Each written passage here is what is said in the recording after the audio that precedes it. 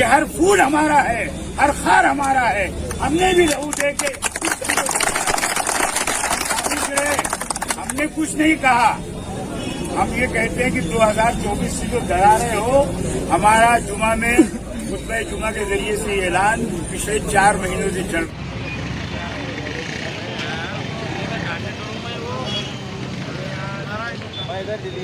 उत्तर प्रदेश के अंदर एक बहुत ही इज्जतमाब शख्सियत जो मुसलमानों के रहनुमा है मौलाना कलीम सिद्दीकी साहब को उत्तर प्रदेश की पुलिस ये कहकर उनकी गिरफ्तारी कर लेती है कि मौलाना साहब जो है वो धर्म परिवर्तन का काम कर रहे हैं।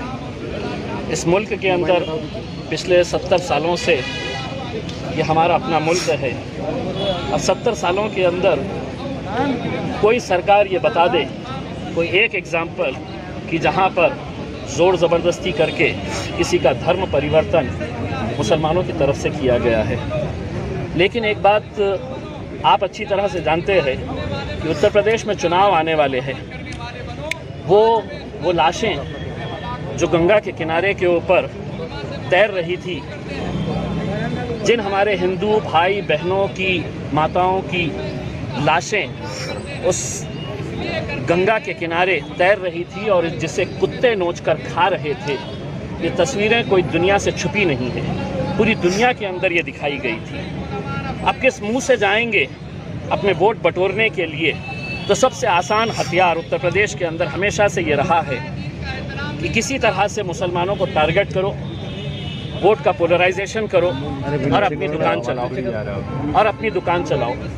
यही काम पिछले ना जाने कितने सालों से ये चलता हुआ आ रहा है और उसी की एक कड़ी के तहत मौलाना कलीम सिद्दीकी साहब को गिरफ्तार किया गया है। दूसरी बात यह है कि हमारे पार्टी के अध्यक्ष बैरिस्टर असदुद्दीन अवैसी साहब 130 करोड़ की आबादी के अंदर महज 550 के करीब एमपीज़ होते हैं जो उस ऐवान के अंदर जाकर बैठने का शर्फ हासिल करते हैं।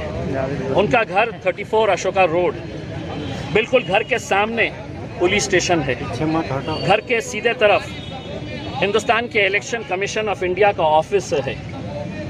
पूरे मुल्क का सबसे हाई सिक्योरिटी एरिया पूरे मुल्क का तो पार्लियामेंट के अतराफ जहां एमपीज़ को रहने के लिए दिया जाता है, वहां पर दिन दहाड़े 15 लड़के आते हैं जो अपने आप को हिंदू सेना के कार्यकर्ता बताते हैं, हाथों में हथियार लेकर।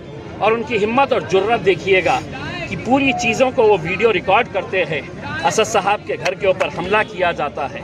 वहाँ पर असद साहब का जो कामकाज देखता है, राजू नाम का एक गैर मुस्लिम भाई जो 40 साल से असदुद्दीन अवैसी साहब और उनके वालिद साहब की खिदमत करता हुआ आ रहा है, वो और उसके परिवार, उसको मारा जाता है, घर में पथराव किया जाता है और पुलिस वहाँ पहुँचती नहीं है। यानी कि इसका मतलब ये है कि जो लोग करने वाले हैं, अगर वो इतनी हिम्मत के साथ पूरा रिकॉर्ड करके सोशल मीडिया पे डाल रहे हैं तो उन्हें कहीं ना कहीं मालूम है कि हमारा कुछ नहीं होने वाला है, क्योंकि हम सरकार जो चाहती है हम वो कर रहे हैं, पुलिस जो चाहती है हम वो कर रहे हैं। और सबसे हैरानी की बात यह है, इस मुल्क के कानून के ऊपर हमको बहुत भरोसा, बहुत यकीन है, लेकिन अगर यही पुलिस अदालत के अंदर इन लड़कों को गिरफ्तार करके 15 में से 5 लड़कों को गिरफ्तार करती है और कहती है कि सिर्फ हमको एक लड़के का पीसीआर चाहिए और वो भी एक दिन के लिए पीसीआर चाहिए और बाकी तमाम को एमसीआर दे दिया जाए, तो ये कैसा कानून है?